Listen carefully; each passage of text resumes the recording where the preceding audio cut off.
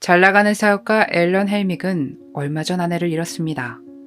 30년을 함께한 아내가 심장마비로 인해 세상을 떠났는데 앨런은 정말 힘들어했습니다. 그 슬픔에서 벗어나기가 힘들었고 상실감과 우울감이 발목을 잡았죠. 2년간 그런 그의 모습을 지켜본 친구는 좀 밝고 활동적인 춤을 배워보는 게 어떻겠냐 제안을 했죠. 2005년 1월 그는 친구의 제안을 받아들여 수업에 등록을 했고 그곳에서 48살의 강사 미리암 자일스를 만나게 되는데 데스티니, 그녀에게 반하고 맙니다. 미리암은 플로리다주 잭슨빌에서 얼마 전에 콜로라도로 이사를 왔는데 그녀 역시 2000년에 딸과 남편을 잃고 너무나 슬픈 상태로 이사를 해온 상태였죠. 미리암의 남편은 정말 딸을 사랑했는데 그 슬픔을 결국 견디지 못해 2년도 지나지 않아 스스로 삶을 등지고 말았습니다. 당시 그의 옆 침대 옆자리에선 미리암이 자고 있었죠. 미리암은 큰 충격에 빠져 있다가 콜로라도로 이주해왔고 마음을 다잡고 이곳에서 일을 시작했던 것이었습니다. 미리암에 따르면 자신은 처음에 앨런을 마음에 두지 않았지만 앨런의 끊임없는 대시에 마음을 열었다고 합니다. 그렇게 두 사람은 급속도로 가까워졌고 1년 만에 결혼을 하죠. 그런데 이게 어찌된 일인지 미리암의 댄스 스튜디오와 앨런이 그녀에게 사준 마을 농장이 재정적인 문제를 겪고 그녀는 그것을 앨런에게 털어놓지 않고 남편의 이름을 위조해 수표를 사용했습니다. 엎친 데 덮친 격으로 앨런이 아파서 몇 달 동안 자리에 누워 있어 있는데 그러다 보니 재정난을 더 심각하게 겪게 됐고 빚이 생기게 됩니다. 앨런은 버티다 2008년 4월 회사를 팔아야만 했습니다. 그달 말에 열린 회의에 아내를 데리고 갔고 회의를 마치고 차를 타고 돌아가기 전 미리암은 잠깐 화장실 좀 다녀올게요 라고 말한 뒤 자리를 비웁니다. 앨런은 먼저 차로 가 그녀를 기다리는데 어딘가에서 매캐한 냄새가 났죠. 냄새의 원인을 찾던 그는 뒷좌석에 불이 붙어가는 것을 발견합니다. 그는 서둘러 차에 불을 끄고 경찰에 신고를 했죠. 출동한 경찰은 자동차를 확인했고 차 트렁크의 가스탱크에서 불에 탄 밧줄 조각을 발견하며 누군가 고의로 이런 짓을 벌였다는 것을 눈치챕니다. 경찰은 수사에 착수했고 앨런과 미리암에게 질문들을 했죠. 원한을 살 만한 일들이 있었냐, 의심 가는 사람이 있냐 등등. 미리암은 앨런의 아들 앨런 주니어에 대해 이야기를 꺼내며 그는 약 문제가 있었다고 전합니다. 하지만 경찰은 처음부터 미리암을 의심하고 있었는데 앨런의 말에 따르면 미리암이 화장실을 가기 전에 트렁크를 열었었고 그 다음 화장실로 갔기 때문이었습니다.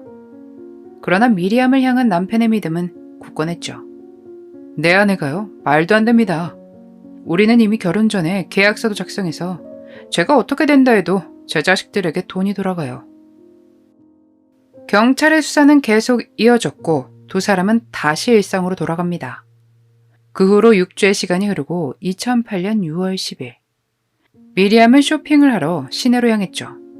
나중에 시내에서 앨런을 만나 함께 점심을 먹을 예정이었는데 그가 나타나지 않았고 그에게 전화도 해보고 문자도 남겨봤지만 아무런 답이 없었습니다. 그래서 그녀는 다시 집으로 돌아갑니다.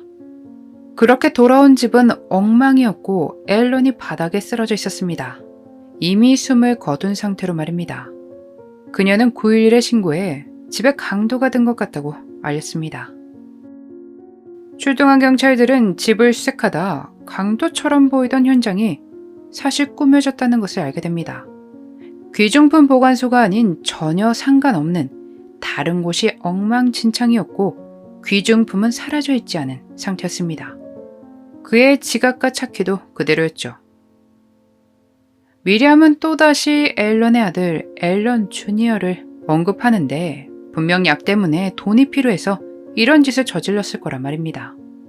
그녀는 자신은 그 시간에 쇼핑센터에서 쇼핑 중이었다고 알렸습니다. 손에서 총 잔여물 검사도 하지만 아무것도 없는 것이 확인됐습니다. 경찰은 앨런의 직장 동료도 의심하고 다 조사를 했지만 마땅히 그에게 원한을 가질 만한 사람이 없었습니다.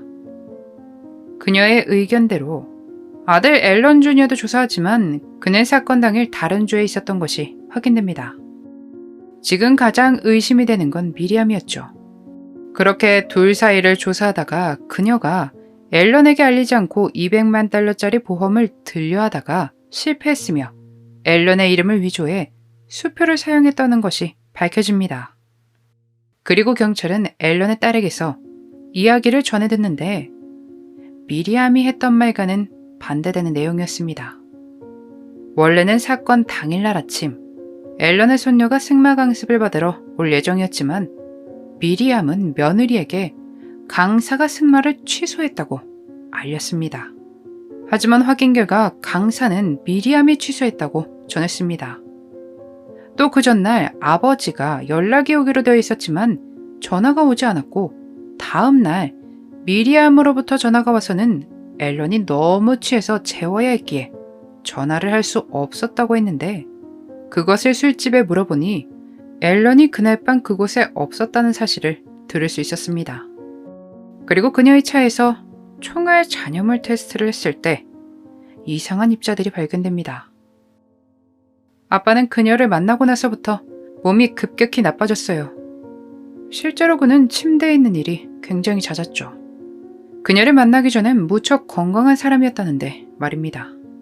그 밖에도 컴퓨터 조사에서 여러 약물에 관한 검색과 과다 복용 등의 문제에 대한 검색이 있었습니다.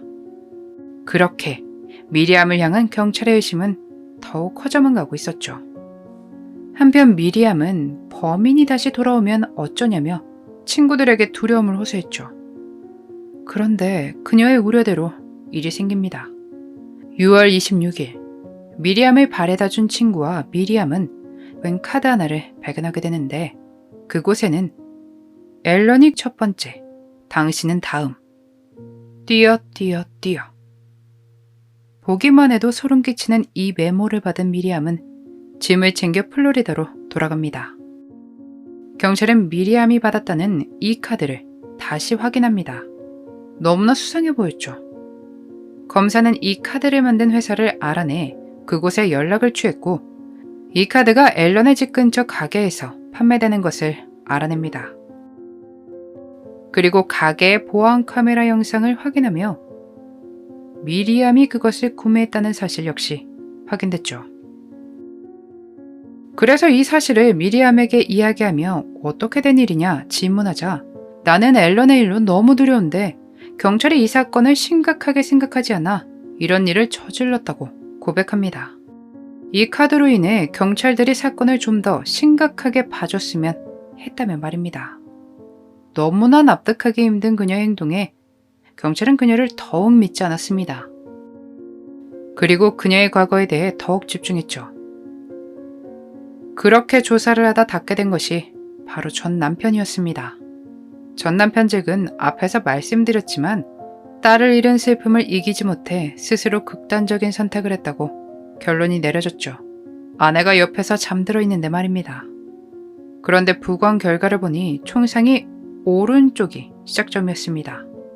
그는 왼손잡이였는데 말이죠.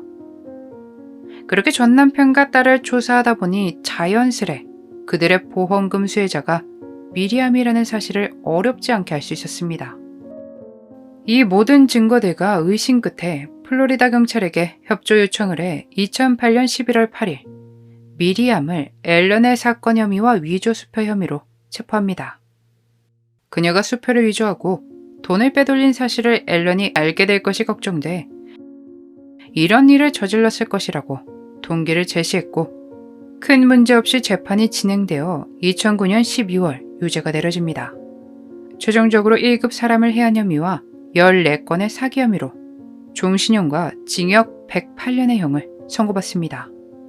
안타깝게도 전 남편과 딸의 사건은 증거가 부족해 그녀를 재판까지 끌고 오진 못했죠.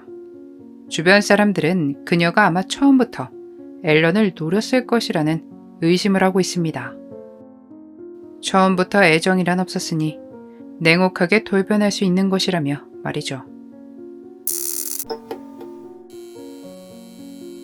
경찰이 미리암을 지목했을 때도 그녀를 믿던 앨런. 어쩌면 이미 그는 그녀의 본 모습을 알고 있었을지도 모릅니다. 그저 그녀와 행복하고 싶었을 뿐인데 그가 나쁜 기억은 있고 먼저 떠난 부인과 다시 만나 웃고 있기를 바라며 오늘 영상 마치겠습니다. 그날의 미스터리 오키노 TV였습니다.